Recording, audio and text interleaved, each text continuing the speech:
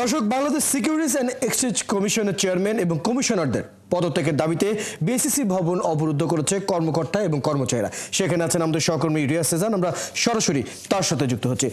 রিয়াজ সেজান, আপনি আমাদের সাথে যুক্ত হচ্ছেন, আপনি নিশ্চয়ই আমাকে শুনতে পাচ্ছেন। কি পরিস্থিতি দেখছেন সর্বশেষ, কি দেখছেন এখানে, কি খবর চলছে ওখানে?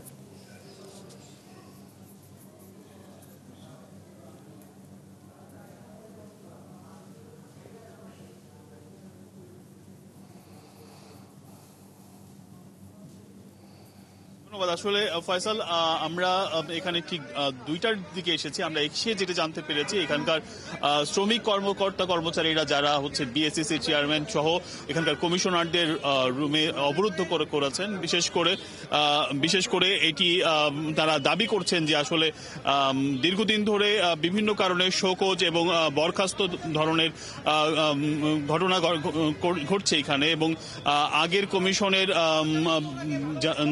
সাথে যারা যুক্ত ছিলেন সেই কর্মকর্তা কর্মচারীদের এই শোকজ করা হচ্ছে। তাদের দাবি হচ্ছে গিয়ে এই শোকজের ব্যাপারে কমিশনারদের সাথে আলাপ করতে গেলে তারা ক্ষেপে যান এবং ক্ষেপে গিয়ে এক পর্যায়ে বিতণ্ডা হয়, এবং যার কারণে তারা সকল কর্মকর্তা কর্মচারীরা মিলে তাদেরকে অবরুদ্ধ করেন। এবং তারা দাবি করেন যে আগের কমিশনারের কথা অনুযায়ী তারা যেমন কাজ করেছেন, এখনকার কমিশনারের কথা অনুযায়ীও তারা কাজ করছেন। তারা সবাই হুকুমের কাজ করছেন, যার কারণে আগের কমিশনারের অপরাধের দায় তারা নিতে রাজি নন, এবং এই কারণে তাদের চাকরি যেতে পারে না। তো আজকে 11টার থেকে তারা এখানে অবরুদ্ধ করেছিলেন, এখন পর্যন্ত অবরুদ্ধ অবস্থায় আছে। আমরা দেখেছি যে দুপুর 2টায় আর্মিরা এই ভবনের ভিতরে ঢুকেছেন এবং তারা বিষয়টিকে নিয়ন্ত্রণ আনার চেষ্টা করছেন।